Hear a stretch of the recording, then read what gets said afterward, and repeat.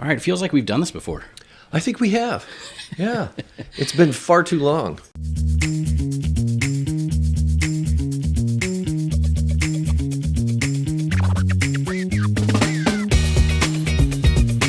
Hey, Eastmark. Welcome to a podcast that is not just about a place on a map, but more importantly, the people that make this place unique. My name is David Giarrizzo. I'm a Mesa native, a husband and dad, a realtor by day, and a podcast host by night. So come along as we get to know some of our neighbors here on All About Eastmark.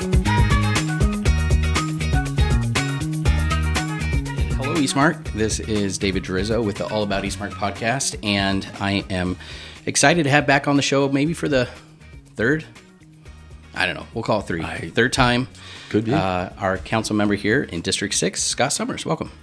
Good to be here. Thank you. Yeah, so we have a lot to cover today. And Scott, you're a popular guy, not just here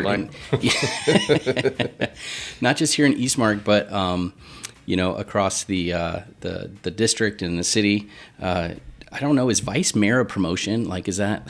I don't know. It's a title. It's an honor. I'll tell you. It's an honor. Yeah, it really is. It's Mayor Freeman asked me to do that, and as a brand new mayor, to be asked to help a brand new mayor, help with his agenda and to build Mesa and what he calls elevate Mesa, is really an honor. It shows a lot of trust. So I'm tremendously honored by that. Yeah, I mean, it is cool to see that around, even on like signage when there's construction. You know, it's like Vice Mayor Scott Summers.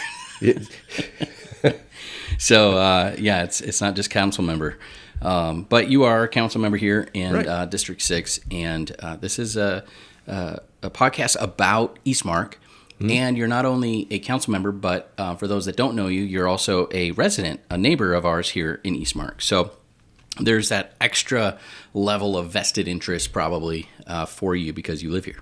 Oh, absolutely. I've lived in Southeast Mesa now for over 30 years. Is that right? Yeah. I lived in Superstition Springs for about 24 years. Okay.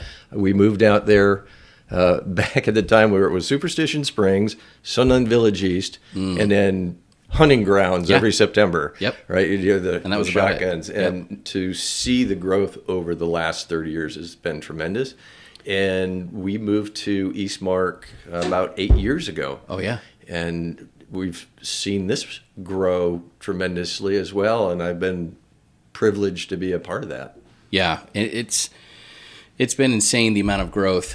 Currently, we are, those that are listening can't see us, but we are sitting in a space that wasn't here a year ago. It was a dirt lot. Yeah, it was a dirt lot a year ago.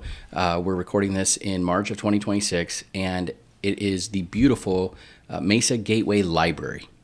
Tell us a little bit about this space and how it came to be, what you're excited about with this space.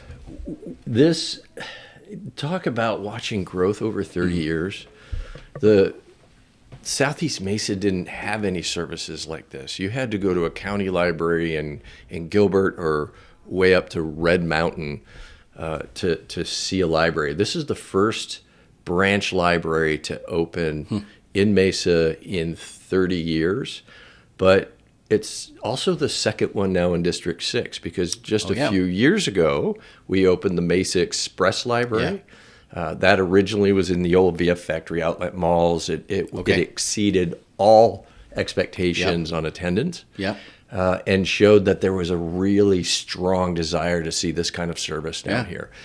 So we had begun planning over a decade ago to do another library, and thanks to the support of our voters who support the bonds to build this library, we were able to put it together. It went up very quickly. It won an award for design even before shovel went to dirt, which was an amazing feat, I think. Yeah, really. And then when we opened it up on that opening day, and we were only open part of the day, there were, and I have the numbers, there were 6,340 people. 6,340 people in attendance here. They handed out 1,500 new library cards. Oh, wow. And then the Monday it opened officially, there were over 1,800 patrons that walked in. That's how popular this has become. It's incredible. I mean, it seems that there's always people over here, and I mean it's quiet right now because we're just before business hours. But it's a really beautiful space. It's no wonder, I was telling you on the way in, it's no wonder this place has won awards. Just the architecture and seeing it at night. I'm like 2 or 3 blocks east of here, so we get to pull out of our neighborhood and just we see this beautiful building right here, all lit up at night, just gorgeous. So you get a view of the beautiful building to your west and the mountains exactly to your east. It's Old Town Eastmark, baby. That's where we live. Yeah, it's the best part of the community, in my opinion, but I'm biased. It's lovely, and it's so cool. Like I was here last Saturday, and there was a boutique going on, and there's the farmers market, and people could just meander with the great park and the trails and the pond, and the library now. So it's this meeting space, this gathering space for a lot of people. Love it. It's connecting everything, and even today there's this giant baseball tournament going on up the road, and you can walk down the pathways, and intentionally there are multiple openings to this building. So as you're walking the path, you can come in the back door, come read a book, sit down, what a beautiful patio over here, to go grab a coffee from Steadfast, walk over here, take a book, sit out on the patio, watch the ducks, and it's an amazing space. Yeah, it is. We could probably spend the whole episode talking about the library because there's so much to rave about. But we do have a lot of other things going on in the community and surrounding area that I want to touch on. So why is it that it seems that no matter where you go around Eastmark, there's some kind of road construction? Can we just rip the Band-Aid off and you can tell us if that's ever going to end? Well, if you find a road that's not under construction, let me know. Okay. And I'll take care of it. Exactly. Yeah. Right. Yeah, thanks. So why is there so much road construction? Is because this is a brand new area, and it has been exploding in growth, and the roads generally tend to lag. And I certainly do understand the frustration. One of the things I've been working on over the last 3 years is making sure that we have people actually working in the road. When I started 3 years ago, you would see cones. Williamsfield Road's a great example. There would be cones and nobody working for long periods of time. But there's been a lot of infrastructure. Ray Road is under construction now. That is going to help alleviate a lot of traffic. And Nellis is located over there. So that will alleviate a lot of the conflicting traffic because of how the exits are. So we designed that very specifically. Elliott Road is constantly under construction, but it's really the hub of a lot of infrastructure. So recently we just put in new water lines and sewer lines that are going to service this community and ensure our 100-year water supply. But also because of the development, it's not always the city doing the roads. True. So private development has to do their tie-ins. Water and sewer tie-ins, their half-street investments. We had Southwest Gas do a project right after our water project. I think you'll see a lot of these projects close by are going to be closing up, but they're necessary. No, I don't think we'd argue with that. It's just not the funnest when you're running a few minutes late for work, and and I try to post that information out there, so if there's going to be a detour, people can see it. I encourage you to follow me and follow the Eastmark page. That's a good Eastmark Neighbors. There you go. There's a good shout out. As anyone new to the podcast may not know, right after I moved here, we started a Facebook group that's just residents, as best as we can to keep it just Eastmark Neighbors. And I think it's called Hey Eastmark Neighbors Facebook group. So, Scott, you're pretty active in there, and anyone listening that wants to stay up to speed with the latest and greatest, or even ask you questions. I mean, we've talked offline, and I'm like, are you sure you want people tagging you and asking you questions? And you're like, that's a great way to communicate. Absolutely. I think that's what this job's about. I mean, I spent 30 years in the fire service, and the point of that service is when people call for help, you respond.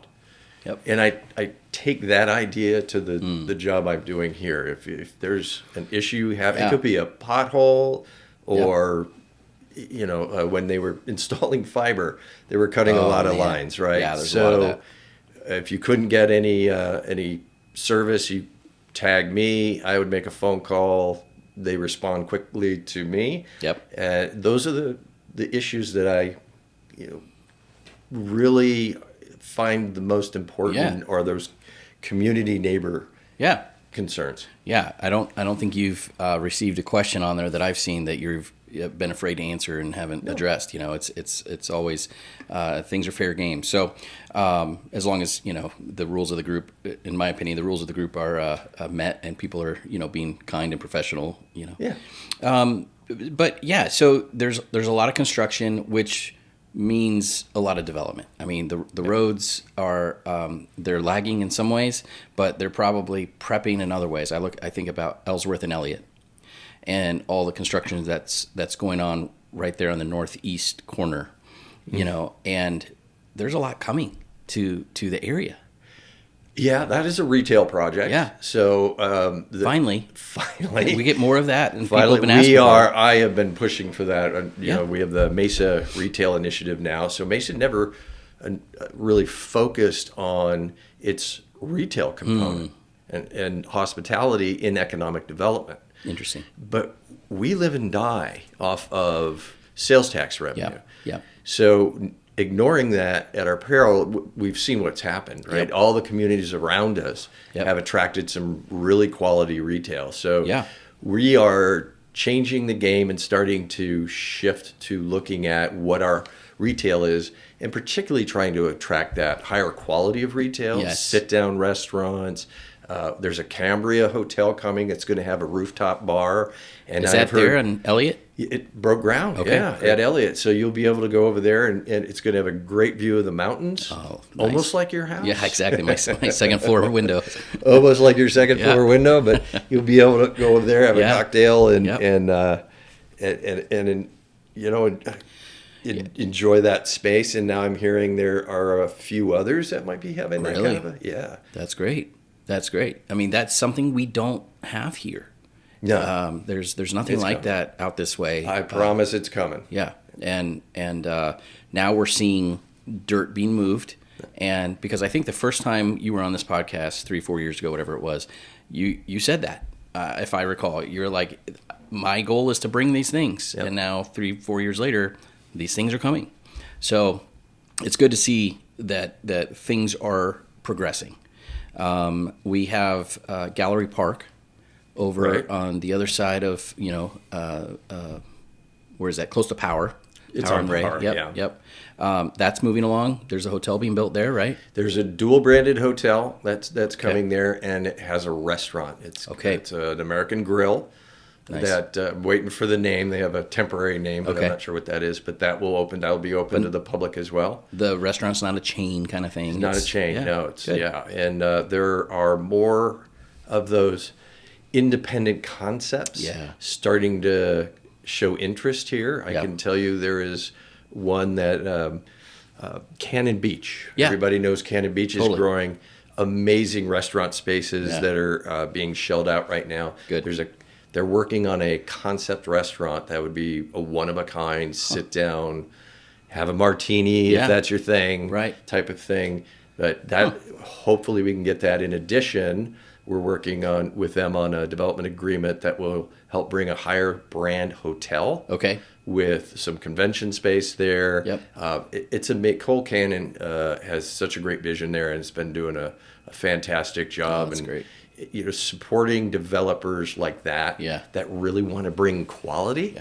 That's how can we plow things out of the way so that he can bring in that vision, that quality. More of that, please. Right. And that brings me to think of like Eastmark and the corner of Ray and Ellsworth.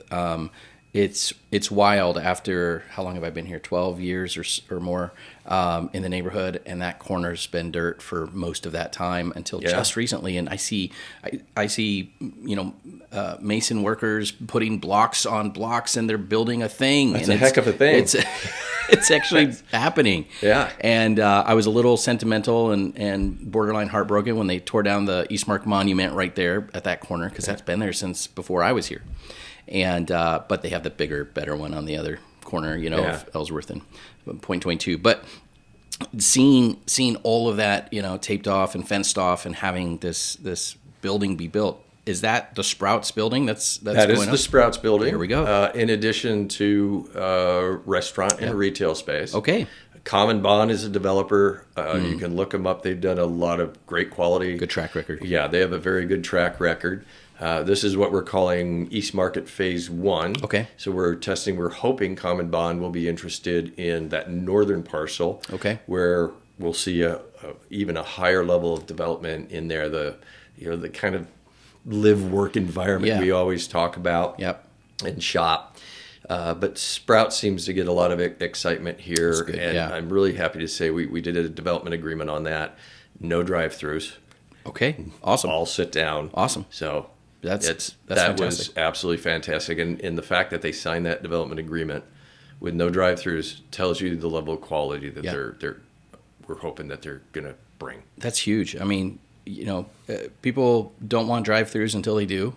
And then there's a place for it. It's on the other side of Ellsworth. It's north of Eastmark, west of Eastmark. This has nothing to do with drive-through specifically, right? People use them all the time. Absolutely. The challenge is that we've had an overabundance of drive-throughs. Yeah. And I understand that. We came out of a bit of a recession because of COVID. Yeah, exactly. Well, who had the money? Right? Chain restaurants typically have the money. In addition, because you couldn't sit down anywhere, that drive-throughs are what built out. Right. And it's taken a while to get out of that slump and start to attract that higher level development. And it's taken a lot of effort to do that. Well, it's exciting to hear that's happening. Eastmark is going to be really cool. I hope it's kind of a hub at some point of Southeast Mesa. I think of Gilbert, and it has different entertainment, dining, shopping districts, right? And we've all been to probably most of those, and they're great. They each have their own character and opportunities to shop and eat and have fun. I think Mesa is going to be the same way. It already is, Sure. There's already these different areas, a few off the 60 at different points. Downtown Mesa is just really exploded and amazing things happening. Yeah. But that's 20, 25 minutes from here. Yeah. Well, Cannon Beach isn't too far. Cannon Beach, that's another good point. Sure. But I think, one of the things that's unique around Cadence and Eastmark is a lot of people own golf carts. So they want to, do that golf cart kind of lifestyle. Then having, especially Eastmark 2 as that urban hub for entertainment and lifestyle. Yeah. That's what we are focused on delivering there. And that's really our biggest opportunity to bring that here. Yeah, that's great. I think people are thrilled. Just talking to people day to day in the neighborhood around here, people are excited. I think there is an energy in the air about what's coming, what's hope. Maybe a cautious optimism for some that have had some promises made and not kept. But seeing dirt moved is a big deal. Yeah. And then that brings me to ask about just on the other side of the 24 south of here. Right. I know that's kind of a exciting project for you. So this I would define as the promises made, not kept, and revitalized. Yes. Right. It just didn't go where we were hoping to go. Yep. But I'm working with Vestar and Levine Properties on a development agreement that could be the largest development of its kind in Arizona. No way. A multi-billion-dollar generational project. Wow. It will be a 600-room resort hotel, full flag, with conference center and retail space, all upscale retail. It is truly a destination, and you could hear something this summer about that. And they want to break ground very quickly. The partners are motivated. I'm still cautiously optimistic because, like you said, we've seen it before. Yeah. But this could be the thing that we've been promised for a long time. Well, I think the caution is there, but I think on the optimism side of things, we're seeing movement, we're seeing development, we're seeing promises kept, and so let's keep that momentum going. And hopefully it kind of, from outside looking in, it snowballs into this, this around the athletic grounds, everything going on between basically here and Queen Creek. It's kind of exciting to see what's happening. And then right there on that little strip, what is it? Just south of Williamsfield or between Williamsfield and the 24? The location? Yeah, so it's that vacant property that's off of Ellsworth, north of Arizona Athletic Grounds, between Williamsfield and the 24. Okay. That's where it's going. So right there. I have heard, correct me if I'm wrong, but I've heard the concept Kierland Quarter, Kierland Commons kind of thrown out there as, hey, this might be that level of bougie or nice, That is accurate. Okay. And there's no secret. There are photos online of this. Okay. I've posted some of them. Yep. And those are the concepts of it. And I would say that's exactly what they're aiming for. Love it. There's a lot there. If our listeners haven't been up there to North Scottsdale area, the Kierland area, it's one of my favorite spots in the North Valley. And to have something like that quality here nearby.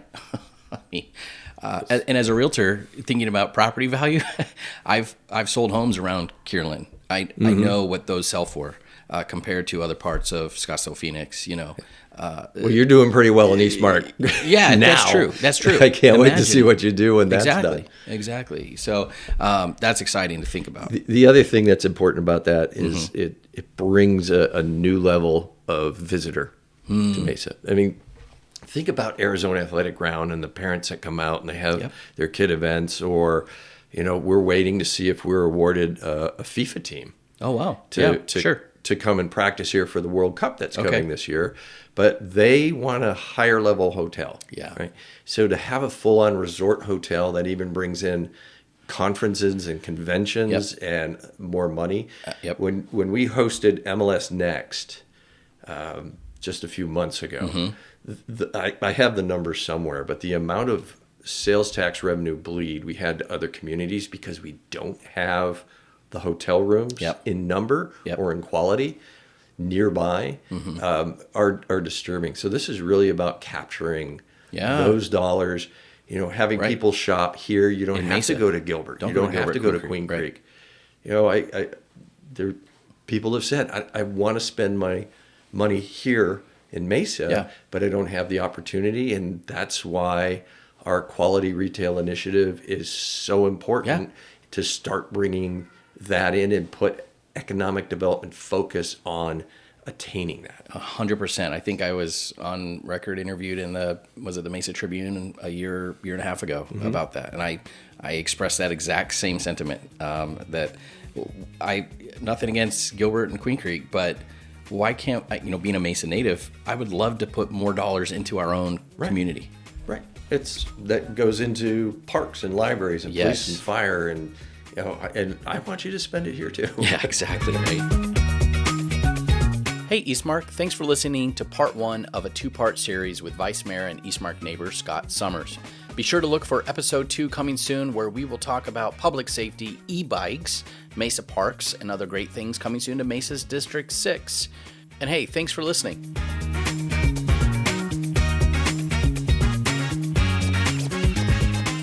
If you enjoyed today's episode, be sure and hit that subscribe button to stay up to date with the latest and greatest of all about Eastmark. And if you really liked it, share it with a friend. Hey, thanks for listening. See you around Eastmark.